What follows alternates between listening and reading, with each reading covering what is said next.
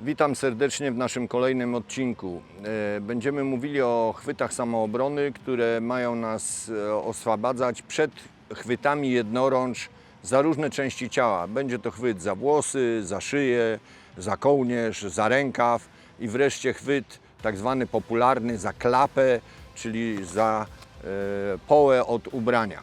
W dzisiejszym odcinku postaramy się przybliżyć proste zachowania w samoobronie, które pozwolą nam uniknąć tego typu zaczepki bądź prowokacji. Zapraszam do obejrzenia odcinka.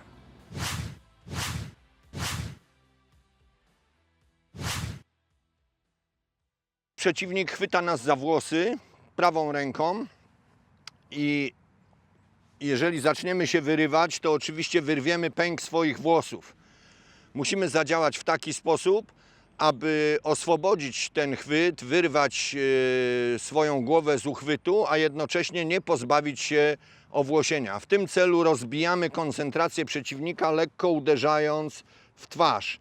Ta sama ręka ląduje natychmiast na jego chwycie trzymającym nasze włosy. Lekko obniżamy pozycję, wybijając jego łokieć w górę i cofając prawą nogę w tył, skręcamy głowę, co zmusi przeciwnika do puszczenia chwytu i zakładamy dźwignię skrętną, barkową i łokciową.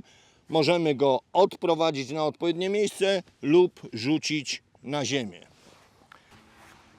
Teraz przeprowadzimy na zbliżeniu analizę ruchu, jak prawidłowo stosować tą dźwignię i jak oswobodzić się z chwytu za włosy. Musicie sobie cały czas te włosy na mojej głowie wyobrazić. Partner chwyta za włosy z przodu, tak, uderzamy, żeby rozbić jego koncentrację, przechodzimy do chwytu dłoni, trzymając mocno i przyciskając jego dłoń do swoich włosów, żeby nam ich nie zerwał. Wypychamy łokieć w górę, obniżając ciało, zmuszamy przeciwnika do puszczenia chwytu. On nie jest w stanie utrzymać naszych włosów w ten sposób. Zakładamy rękę jako klucz, dociskamy nadgarstek i całkowicie panujemy nad przeciwnikiem. Akcja w normalnym tempie, chwyt za włosy, uderzenie, zejście i ściągnięcie przeciwnika. Jest to bardzo uciążliwy chwyt. Przy zduszeniu tchawicy może nas pozbawić oddechu i w konsekwencji nawet przytomności. Dlatego trzeba działać błyskawicznie. Działamy podobnie jak w poprzednim chwycie. Uderzamy, żeby rozbić koncentrację przeciwnika, przenosimy rękę na jego nadgarstek i wykonujemy gwałtowny zwrot w przeciwnym kierunku, unosząc ramię w górę. W tym momencie ramię spada na łokieć przeciwnika, zmuszając go do uległości. Dźwignia działa na dwa stawy. Staw łokciowy i staw nadgarstkowy. Możemy również zaangażować staw barkowy, naciskając ręką w dół i powodując upadek partnera.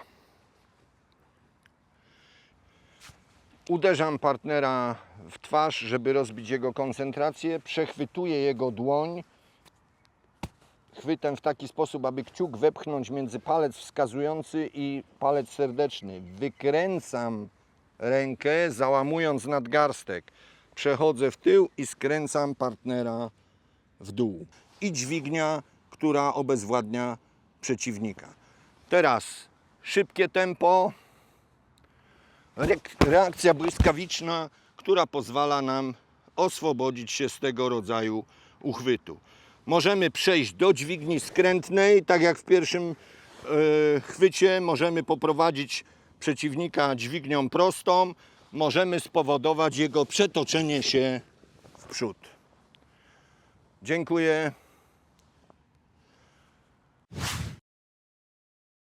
Akcja zaczyna się w ten sposób, że przeciwnik chwyta mnie za kołnierz. Podobnie jak w poprzednim uchwycie był chwyt za szyję, tutaj jest chwyt za kołnierz i znów uderzenie, przechwyt, pół kroku do przodu, zginając dłoń przeciwnika, pochylamy się w dół, powodując jego zejście do parteru. W tej chwili na zbliżeniu zobaczymy, jak działa dźwignia oswabadzająca nas z chwytu za kołnierz.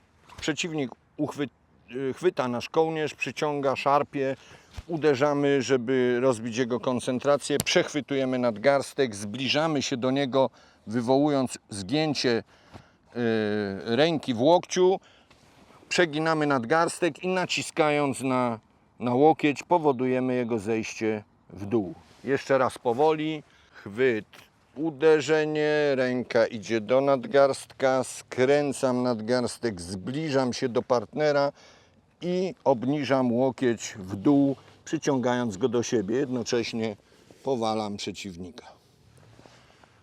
Dziękuję.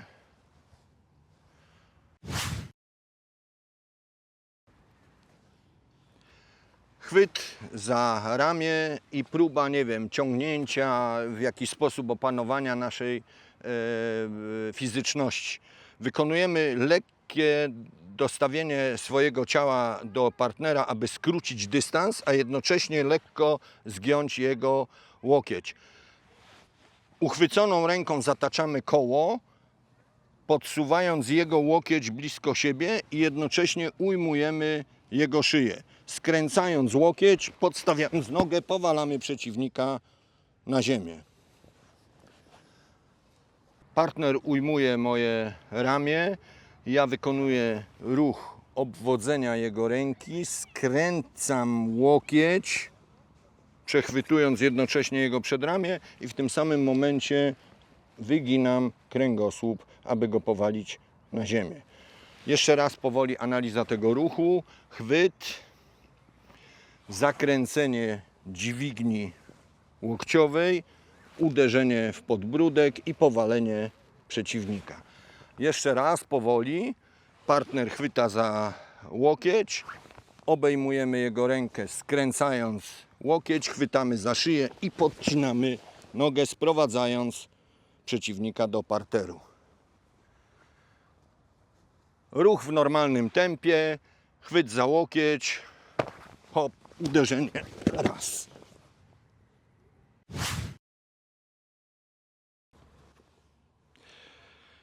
Pierwszy ruch powoli, przeciwnik łapie mnie za klapę od marynarki.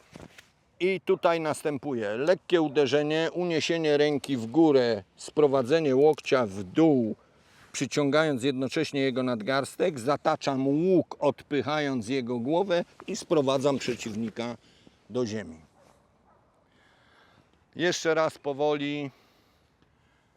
Przeciwnik chwyta nas za klapę od marynarki. W tym momencie staramy się go trafić, żeby rozbić jego koncentrację. Ręka wchodzi do środka, pomiędzy ręce zatacza łuk, przyciągam jego łokieć do siebie, jednocześnie odpychając głowę i sprowadzam go do parteru. Możemy zakończyć rzutem, możemy zakończyć i kontynuować dźwignię.